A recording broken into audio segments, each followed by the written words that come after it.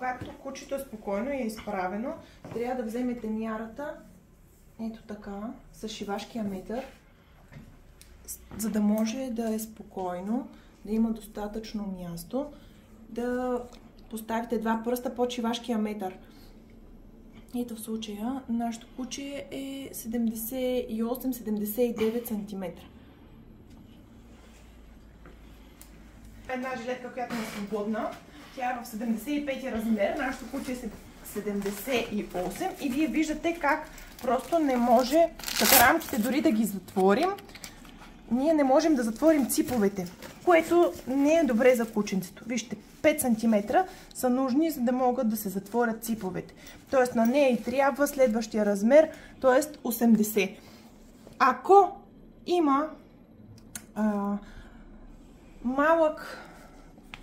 ако примерно кученцето е 80 см, бих препоръчала да вземете размер Т80, заедно с допълнителни ципове и допълнително панелче, което с велкро да затваря отгоре капака.